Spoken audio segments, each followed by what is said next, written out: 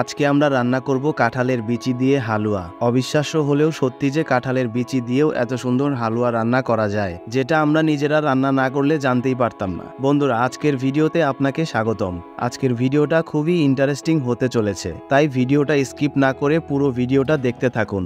হালুয়া রান্না করার জন্য সবার প্রথমে আমরা একটা বাটিতে কাঁঠালের বিচির ওপরের পাতলা খোসাটা ছাড়িয়ে নিয়েছি। তারপর আরেকটা বাটিতে আছে দুধ, এই ছোট বাটিতে রাখা আছে চিনি, আর এই প্লেটের মধ্যে রাখা আছে দারচিনি, কয়েকটা সাদা এলাচ, তেজপাতা, 1 চিমটি লবণ, কিশমিশ, কাজু বাদাম এবং পেস্তা বাদাম।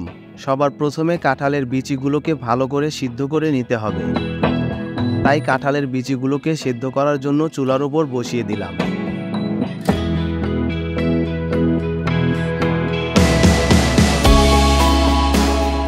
চার মিনিট পর ঢাকনাটা উঠিয়ে দেখি বিচিগুলো এখনো ভালো করে সিদ্ধ হয়নি।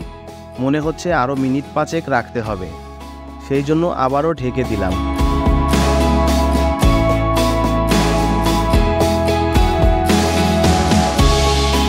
আরও মিনিট 5 পর ঢাকনাটা উঠিয়ে দেখি বিচিগুলো ভালোভাবে সিদ্ধ হয়ে গেছে।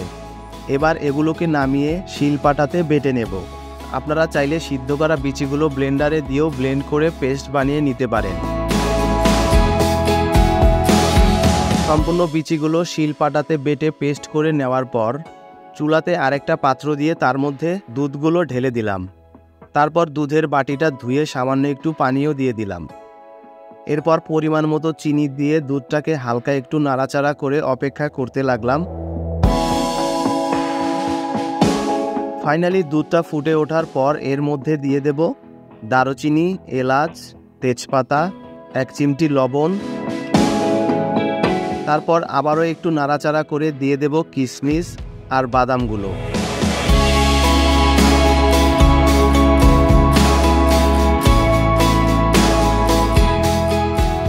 এরপর আগে থেকেই পেস্ট করে রাখা কাঁঠালের বিচিগুলোর ভেতর সামান্য একটু পানি দিয়ে ভালো করে একটু নাড়াচাড়া করে সম্পূর্ণ পেস্ট দুধের মধ্যে ঢেলে দেব। তারপর আবারও ভালো করে নাড়াচাড়া করতে হবে, যাতে করে দুধ আর পেস্ট একসাথে মিশে যায়। এরপর দিয়ে দেব এর মধ্যে পোলাও পাতা। এই পাতা দেওয়ার পর খুব সুন্দর একটা ঘ্রাণ পাওয়া যায়।